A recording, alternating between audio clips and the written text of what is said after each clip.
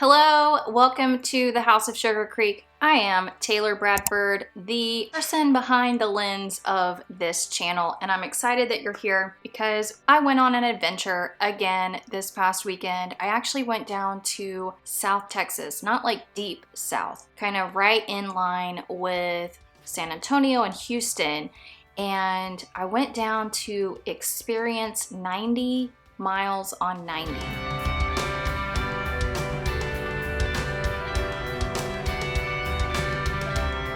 So they call it 90 on 90, and it's supposed to be garage sales and antique shops and vendors amongst the little towns that appear on Highway 90. There was definitely prediction of lots of rain, and so I think that affected a lot of the vendors showing up. So I don't want to completely write it off just yet. I think I will attempt to do it next year. It's always the first weekend in June, and Friday and Saturday. I don't know why they don't keep it Sunday. Maybe some of the vendors stick around, I don't know. But we went down on a Thursday evening to get a hotel and then got up on Friday morning and started. And we started in Flatonia, stayed in Flatonia at the Best Western Plus there. It was a decent hotel, very clean, and I would definitely stay there again for this exact reason. And we stayed at the halfway point. So Flatonia was sort of the halfway point between the end point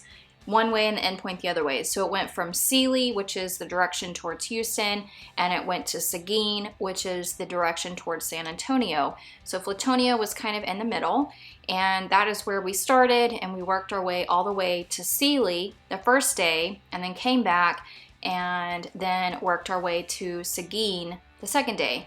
And there wasn't as many small town stops on the way to Seguin, so we just drove straight to Seguin and experienced what was there, and some really great antique shops in Seguin. Not quite as many in Sealy as I kind of expected there to be, since it was sort of right outside of Houston, but it was a great trip all in all. And we ended up picking up a flyer of other antique stops around Smithville, which is where we went to see the house that was used in Hope Floats. A lot of Hope Floats was filmed in Smithville, if not all of Hope Floats. So I took pictures and I took video. I'm going to cue that up right now so that you can see the Hope Float house.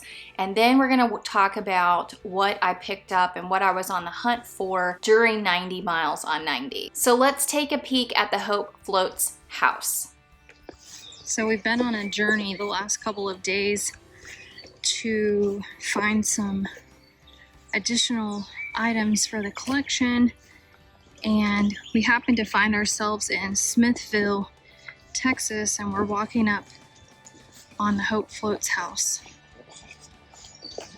Look how pretty it is.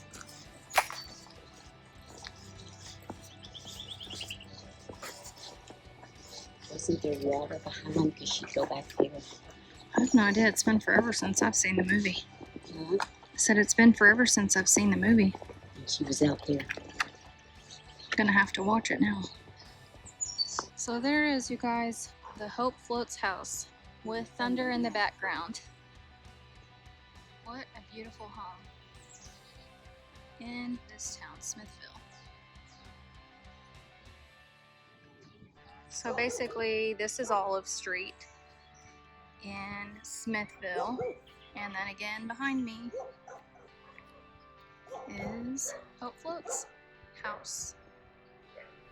How fun was that? And this town is very film friendly. There have been many films that have called Smithville home, and even Miranda Lambert has been in Smithville to film a music video recently. I believe it was the music video Vice was filmed in Smithville, which is really cool. I love Miranda Lambert. Just went and saw her in concert in early May. It was such a fun town, and I'm glad that was kind of like the last thing we did.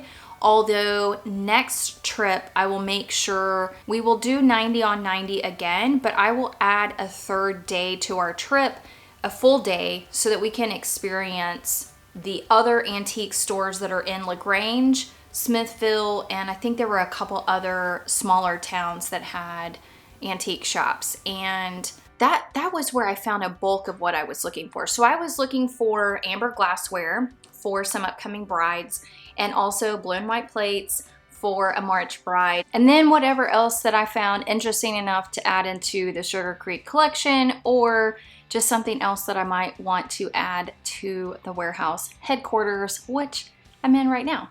So let's go take a peek at what I found on my latest trip.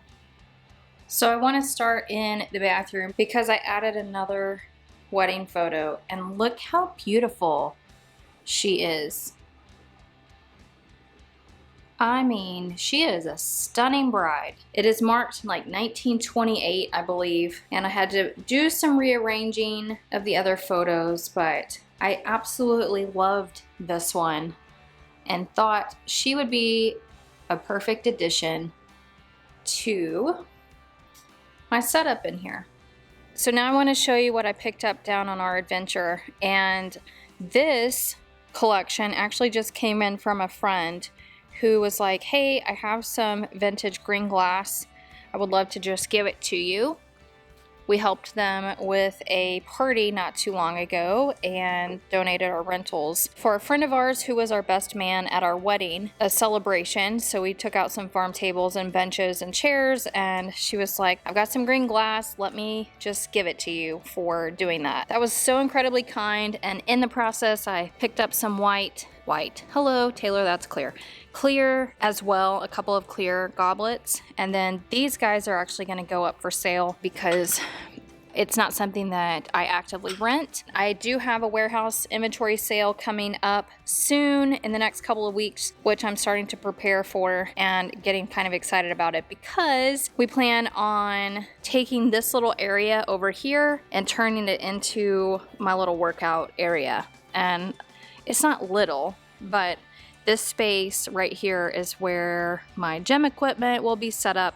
I'm really excited about that. But in order for that to happen, I have to have a warehouse sale. I've got a lot of stuff that's coming up for sale. I'm gonna go ahead and part with some of these larger brass candle holders because they just don't go out. And then all of this glassware is coming up for sale. I have this glassware over here that's on this cocktail table, that is going up for sale as well. Y'all look at these fun new pieces that I just picked up down on the adventure. Now, they are not gonna stay floral. They are super fun, but the fabric is not in the best shape. And this would be a very specific bride to rent it in this pattern. And while I wish this particular one was in better shape fabric-wise, because I absolutely adore this fabric, it's not gonna rent this way. Plus the fabric, I mean, you can see right there, the fabric's in really bad shape. These guys, I believe, my goal is to put them into leather. I cannot wait. Brown leather is what both of these are gonna go into, and I can't wait for that transformation. My hunt for this past weekend was more amber goblets, which is what I found, plus also some blue and white plates, which I was also successful at finding, and now I'm going to get it all unwrapped and out for you to see.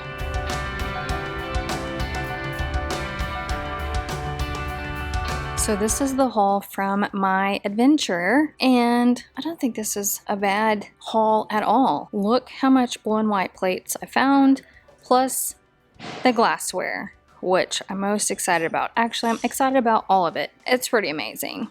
So there you have it. That is my haul from my most recent adventure through Texas, and I'm looking forward to trying out 90 on 90 next year, but also adding another day so that I can explore some of the other antique shops that are down in that area, because I missed out on several in LaGrange and I don't want to miss out the next time I'm down there. So if you haven't already subscribed to my channel, please, I would so love it if you would do that. Turn on those notifications. And if you missed last week's episode, which was before and afters of several of my upholstered sofas and settees, then I'm queuing up that video right now for you to take a watch. So subscribe and hit play.